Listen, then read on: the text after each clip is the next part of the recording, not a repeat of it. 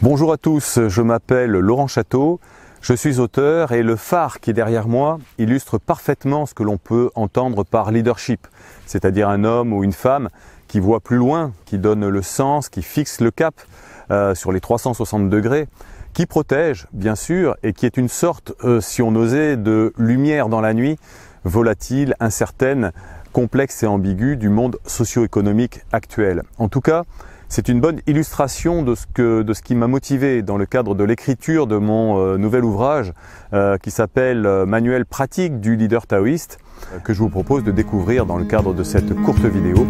À tout de suite.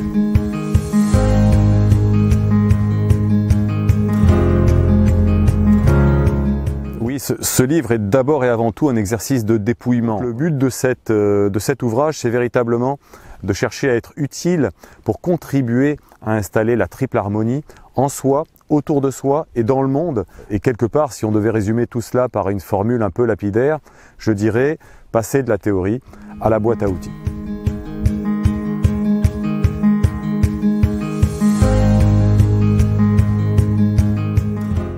Oui, la structure du livre est finalement assez simple dans la mesure où il part de l'individu pour ensuite parler de l'équipe, puis ensuite parler de l'organisation et puis ensuite, pourquoi pas, parler de la planète.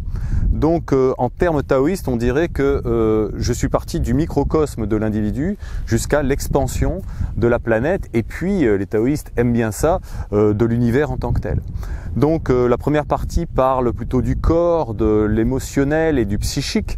Le corps avec des conseils autour de l'alimentation, ce qu'on appelle le discernement alimentaire, l'art de respirer, ô combien important dans la prise de parole en public par exemple. Tout ce qui est émotionnel, c'est comment installer l'intelligence relationnelle à l'autre, la bienveillance en soi. Et puis sur la partie psychique, c'est comment optimiser. Dans la tradition taoïste, on parle des 7 fonctions psychiques, c'est-à-dire le sommeil, la mémoire, la volonté, l'ouverture d'esprit, la créativité, l'élocution, la concentration. Bref, toutes ces variables, ces attributs ô combien importants au quotidien dans le monde professionnel comme extra-professionnel. Ça, c'est la première partie. Deuxième partie, on est davantage sur la façon de bien communiquer au sein de son équipe, des conseils autour du management, il en existe beaucoup. Et puis la troisième partie porte davantage sur la gouvernance de son organisation. On porte véritablement l'attention sur la raison d'être de l'entreprise qui est vraiment au cœur de ma réflexion et du taoïsme de manière générale, c'est-à-dire trouver sa propre nature. À la fois à titre individuel bien sûr, mais aussi au niveau d'une organisation. Quelle est la nature propre intrinsèque d'une organisation? Quelle est ma contribution à moi-même, bien sûr, aux autres et puis au monde tel qu'il est pour tenter d'équilibrer les polarités yin-yang, si je devais parler d'une manière extrêmement courte, et qui en d'autres termes s'appelle l'harmonie taoïste. Et la quatrième partie est assez ambitieuse dans la mesure où elle se propose de nous offrir un voyage vers quelque chose qui est plus grand que nous, qui est au cœur de la tradition et de la voie taoïste, c'est-à-dire la connexion évidemment à la planète, évidemment au vivant, mais pourquoi pas plus loin, c'est-à-dire avec l'univers en tant que tel et les principes qui le fondent, qui le meuvent, puisque le taoïsme c'est d'abord et avant tout non pas une voie du psychique, du mental, mais c'est une voie du ressenti, c'est une voie de l'énergétique, c'est une voie alchimique et c'est une voie qui ne pourra jamais être écrite en fait. Le dernier conseil de l'ouvrage s'appelle Tout oublier, qui est également une fermeture de cercle, puisque un des principes qui fondent la nature et le fonctionnement de l'univers en tant que tel est un principe de circularité. Au travers des saisons, au travers d'une vie humaine, au travers même de l'orbite des planètes, le cercle est une forme pure du taoïsme et de l'univers. Oui, chacune des fiches conseils est bâtie de la même manière. Elle démarre par un sinogramme qui est une illustration symbolique, graphique. Je salue au passage François Dauphin qui a illustré chacun des 81 conseils de l'ouvrage. Pourquoi démarrer par un symbole? Parce qu'on fait appel à l'inspiration avant la réflexion, donc avant le psychique, avant le mental. La fiche conseil ensuite c'est un titre Dessous, donc, on a une description assez courte, assez brève, qui reprend notamment l'utilité du conseil. Est-ce que c'est utile pour moi, pour les autres, pour l'organisation, pour le monde? Le bénéfice associé, c'est-à-dire est-ce que ça contribue à l'ambiance au travail, à la productivité, pourquoi pas, l'efficacité de l'équipe. En synthèse, il y a une annexe qui recense chacun des conseils au regard du temps de mise en œuvre, de la difficulté supposée de mise en œuvre, des bénéfices attendus et puis également de l'intérêt pour soi, pour les autres ou pour le monde. Donc il y a sous une forme tabulaire une annexe qui reprend tous les 81 conseils et qui les associe les uns avec les autres.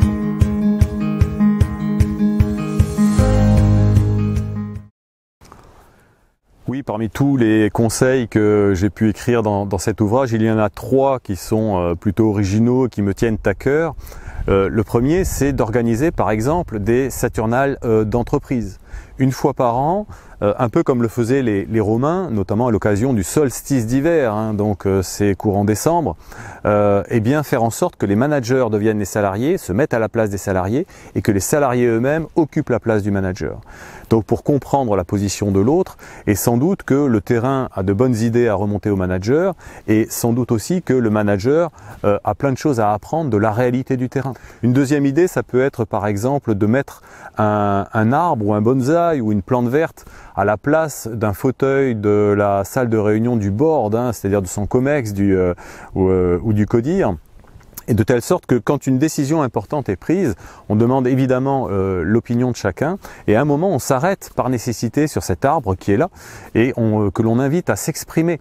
Et il représente les parties prenantes silencieuses, c'est comme ça que je les appelle, c'est-à-dire les générations qui ne sont pas encore nées, la faune, la flore, la beauté du monde. Et donc on lui pose la question de savoir quelle est la décision qu'il prendrait ou ce qu'il pense de la décision qui est sur le point d'être prise, importante bien sûr, et qui est susceptible de l'impacter sans que lui puisse s'exprimer sur le plan vocal.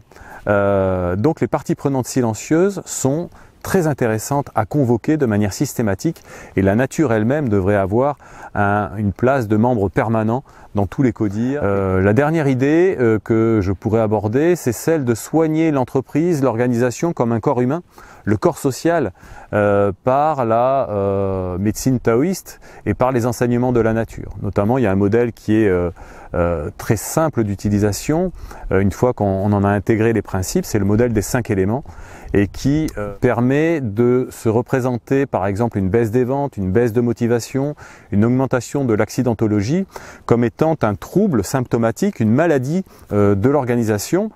Et ensuite, on utilise les modèles de compréhension du vivant qu'utilise la médecine chinoise, par exemple, pour soigner l'entreprise, l'organisation comme un corps humain à partir des mêmes outils, des mêmes modèles holistiques qui fondent l'une des plus anciennes médecines du monde et qui aujourd'hui est reconnue par l'Organisation mondiale de la santé.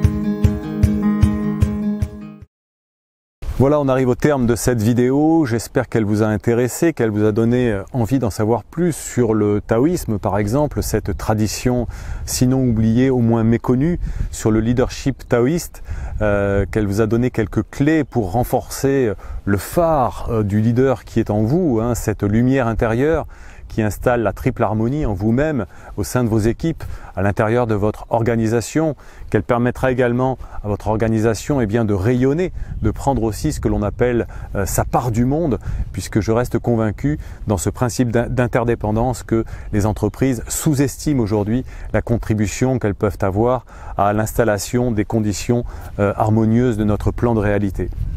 Voilà, donc vous pouvez commenter cette vidéo via les réseaux sociaux. Je suis sur LinkedIn, sur Facebook. Et en attendant, écoutez, je vous salue à la manière taoïste et je vous dis à très bientôt.